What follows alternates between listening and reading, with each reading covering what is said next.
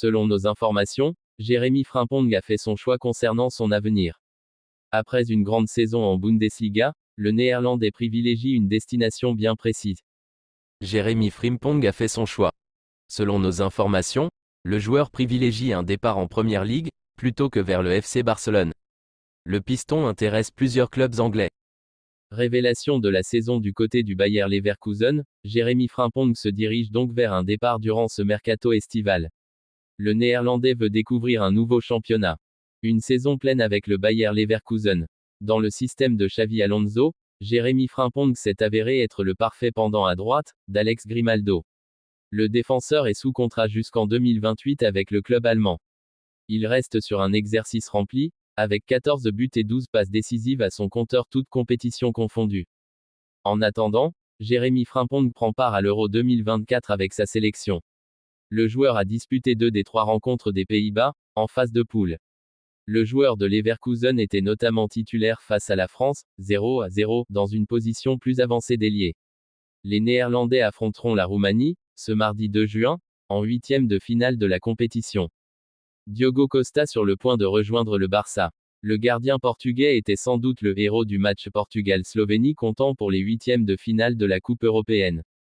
Effectivement, à la suite d'un score nul à l'issue des 90 minutes et de la prolongation, les deux équipes ont été conduites au tir au but.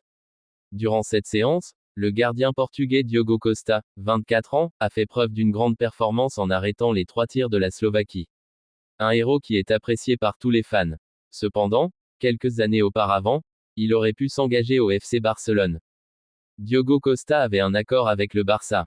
Selon les propos du journaliste Bruno Almani de Cadena Ser, relayé par Mundo Deportivo, Diogo Costa était sur le point de tenter l'aventure au Barça en janvier 2022, malgré la concurrence avec Ter Stegen. L'offre de 15 millions d'euros du Barça avait été acceptée par Porto. Tout était presque scellé, jusqu'à ce que le second gardien du Barça du moment, Neto, ne refuse de quitter le club. Le club catalan a été contraint d'abandonner le dossier en raison de cette situation, car il ne pourrait pas se permettre d'augmenter sa masse salariale pour 2 gardiens qui seraient tout remplaçants. Pour finir, Ter Stegen et Neto ont achevé la saison 2021 à 22 et Iñaki Peña a été prêté à Galatasaray.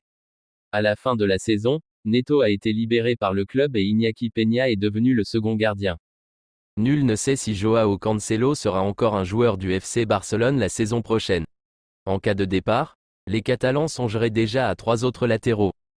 Ce 30 juin, le FC Barcelone annonçait sur ses réseaux sociaux le départ de Joao Cancelo et la fin de son prêt. Pourtant, les Catalans entendent le conserver. Selon des informations du Mundo Deportivo, les dirigeants continuent de discuter avec l'agent du joueur, Jorge Mendes, pour tenter d'obtenir le prêt du Portugais une saison de plus. Mais, le dossier semble épineux et le Barça songerait déjà à 3 autres latéraux en cas d'échec. Les pistes Aaron Wan-Bissaka, Manchester United, Emerson Royal, Tottenham, et Arnaud Martinez, Gérone, sont sérieusement étudiées à en croire les informations de Côte Offside.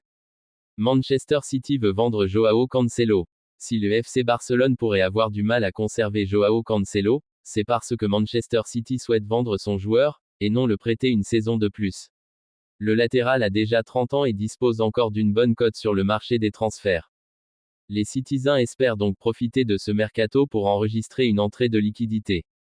Et, ça tombe bien, des clubs saoudiens seraient prêts à faire une offre pour l'ancien joueur du Bayern Munich. Un énorme salaire pourrait même lui être proposé.